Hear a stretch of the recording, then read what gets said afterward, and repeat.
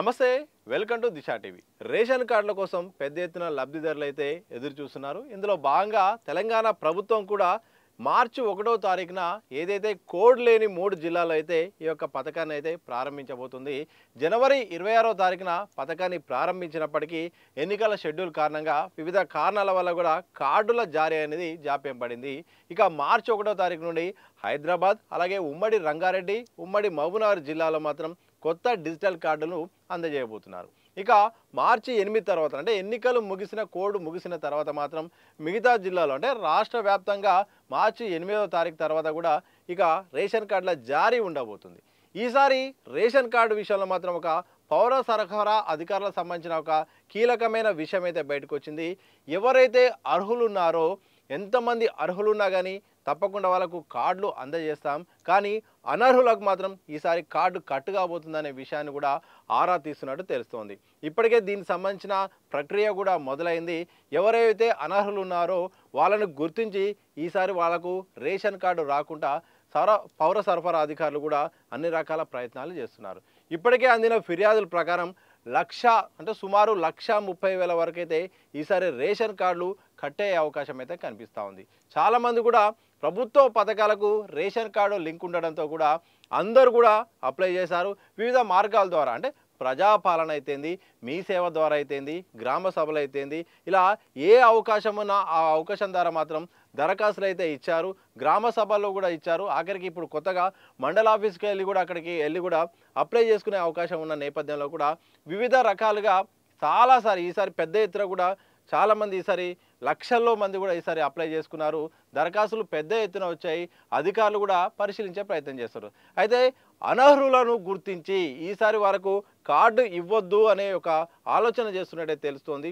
ప్రధానంగా ఎవరైతే ఎక్కువగా గనక చూస్తే మాత్రం ఈ యొక్క మున్సిపాలిటీలో ఎక్కువ గ్రేటర్ మున్సిపాలిటీలోనే ఈ సమస్య ఉంది. అక్కడే ఎక్కువ లబ్ధిదారులకు అనర్హులుగా గుర్తించే అవకాశం ఉన్నట్టు కూడా అధికారుల లెక్కలు చూస్తే అర్థమవుతుంది. హైదరాబాద్ శివారు ప్రాంతాలు, హైదరాబాద్ గ్రేటర్ ప్రాంతాలు అయితేంది, ఇటు ఉప్పల్ సైడు, అలాగే ఫిర్జాది కూడా అయితేంది, బోడుప్పల్, ఇలా ఈ ప్లేస్లు అయితేంది, అలాగే వరంగల్, కరీంనగర్ సంబంధించిన గ్రేటర్ మున్సిపాలిటీలో ఇక్కడ ఎక్కువగా కూడా అక్కడ రద్దు అయ్యే అవకాశం కూడా పెద్దగా కనిపిస్తుంది. ఎందుకంటే ఎక్కువగా ఏదైతే 10 ఏళ్ల క్రితం అయితే రేషన్ కార్డులు ఇచ్చారు, బీఆర్ఎస్ సర్కార్ వచ్చిన తర్వాత కొత్త కార్డులు జారీ చేయలేదు, ఉన్న కార్డులో కూడా సవరణ చేయలేదు. అంటే సవరణ అంటే ఎవరైనా చనిపోయినా కానీ వాళ్ళని తొలగించకపోవడం, అలాగే సభ్యులు ఎవరైనా యాడ్ చేయడానికి అవకాశం లేకపోవడం, అడ్రస్ చేంజ్ చేయకపోవడం, ఇలా సవరణలో కూడా అవకాశం లేకపోవడంతో గత ఉమ్మడి రాష్ట్రానికి సంబంధించిన డేటా ఉండడంతో చాలా వరకు కూడా పెండింగ్లో ఉండిపోయాయి. లక్షల దరఖాస్తులు కూడా వచ్చినప్పటికీ కూడా అవి అలాగే ఉండిపోయాయి. ఇక ఈ విషయంలో ఇక మున్సిపాలిటీ విషయానికి వద్దాం. ఇక మున్సిపాలిటీలు చాలా గ్రామ పంచాయతీలు కూడా మున్సిపాలిటీగా మారిపోయాయి. ఈ మున్సిపాలిటీలు మారిపోయిన తర్వాత ఒక్కసారిగా ఆ ప్రాంతాల్లో భూముల రేట్లు పెరిగాయి. కొందరైతే బిల్డింగులు కట్టుకున్నారు, కొందరు ప్లేసులు దాన్ని వ్యవసాయ భూములు కూడా వెంచర్లు చేసుకున్నారు, కాంప్లెక్స్లు కట్టుకున్నారు, భవంతులు కట్టుకున్నారు, పెద్ద పెద్ద కార్లు వాడుతున్నారు. అలాంటి వారు కూడా ఇప్పటికీ వాళ్ళకు రేషన్ కార్డు ఉంది. అంటే సంపన్నంగా ఉన్నప్పటికీ కూడా పేద మధ్యతరగతి వాళ్ళు తీసుకునే యొక్క కార్డు వారి దగ్గర ఉండడంతో ఆ యొక్క స్థానికుల నుండి పెద్ద ఎత్తున ఫిర్యాదులు వస్తున్నాయి. అర్హులకు ఇవ్వండి, ఆల్రెడీ ఉన్న వాళ్ళకి ఎందుకని కూడా ఫిర్యాదులు వచ్చిన నేపథ్యంలో ఆ లిస్టుపై కూడా అధికారులు ఆరా తీస్తున్నారట. ఎవరైతే అనర్హత ఉందో, ఆదాయం మించి ఎక్కువ ఆస్తి ఉందో, సుమారు అంటే 10 లక్షల అంటే 10 ఎకరాల పైన కూడా ఎవరైనా భూస్వాములు ఉన్నా వాళ్ళకు కూడా ఈసారి రేషన్ కార్డు కట్ చేసే అవకాశం అయితే కనిపిస్తూ ఉందట.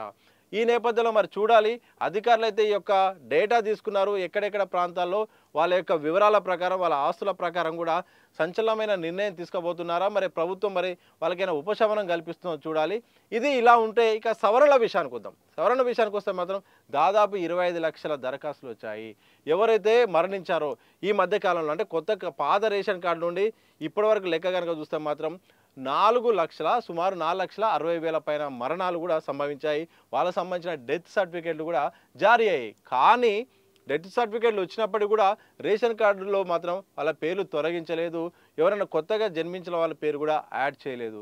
ఇట్లా మరణించిన వాళ్ళ డేటా అలాగే ఉండడం, కార్డులో కూడా మార్పు చేర్పులు చేయకపోవడంతో కూడా వాళ్ళు ఇంకా లబ్ధి పొందే పరిస్థితి కనిపిస్తోంది. సరే, ఫుడ్ సెక్యూరిటీ కార్డు వచ్చినప్పటికీ కొద్దిగా చేంజెస్ జరిగినప్పుడు కూడా రేషన్ కార్డు పరంగా మాత్రం వాళ్ళ ఫోటో కానీ వాళ్ళ వివరాలు కానీ అలాగే ఉన్న నేపథ్యంలో ఈసారి భారీ సవరణలకు అడుగులేస్తుంది పౌర సరఫరాల శాఖ. మరి ఆ రకంగా కనుక చూస్తే మాత్రం పెద్ద ఎత్తున ఈసారి సవరణలు కూడా ఉండే అవకాశం ఉంది. ఇక 4,60,000 సంబంధించిన డెత్ సంబంధించినవి కూడా వాళ్ళ పేర్లు కూడా తొలగించే అవకాశం కనిపిస్తూ ఉంది. ఇక పేర్లు చూడండి, తప్పుపడ్డ పేర్లు మార్పు చేర్పులు ఉన్నాయి, అడ్రస్ చేంజ్ లాంటి పేర్లు ఉన్నాయి, చాలా రకాల చేంజెస్ అయితే ఈసారి చేసే దిశగా అయితే పౌర సరఫరాల శాఖ అయితే సిద్ధమవుతుంది. సో రేషన్ కార్డుల కోసం పెద్ద ఎత్తున డిమాండ్ ఉంది. ఇప్పటివరకు అందిన లెక్కలు కనుక చూస్తే మాత్రం రాష్ట్రంలో 90 లక్షల వరకు అయితే ఇప్పటికే కార్డులు అయితే జారీలో ఉన్నాయి. దాదాపు 2.5 కోట్ల మంది ఇప్పటికే లబ్ధిదారులు ఉన్నారు. తాజాగా మరొక 5 నుండి 6 లక్షల వరకు అయితే కొత్త కార్డులు జారీ అయ్యే అవకాశం అయితే కనిపిస్తోంది. సో జనవరి 26వ తారీఖు ప్రారంభించినప్పటికీ ఈ యొక్క మార్చి 1 నుండి ఇక డిజిటల్ కార్డులు అయితే ఈసారి ఇవ్వబోతున్నారు. ఆ యొక్క చిప్ రూపంలో కానీ ఒక కొత్త డిజైన్ రూపంలో చాలా స్మార్ట్గా ఈసారి కార్డులు ఉండబోతున్నట్టు కూడా ఇప్పటికే అధికారులు అయితే దానికి సంబంధించిన ఏర్పాట్లు చేశారు. ఇక త్వరలో దానికి సంబంధించిన అప్డేట్ రాబోతుంది. ఏదేమైనప్పటికీ అర్హులకు నిరంతర ప్రక్రియ ఇది. ఎవరు అధైర్యపడొద్దు. ఇది నిరంతరం కూడా ఎప్పటికప్పుడు అప్లై చేసుకోవచ్చు.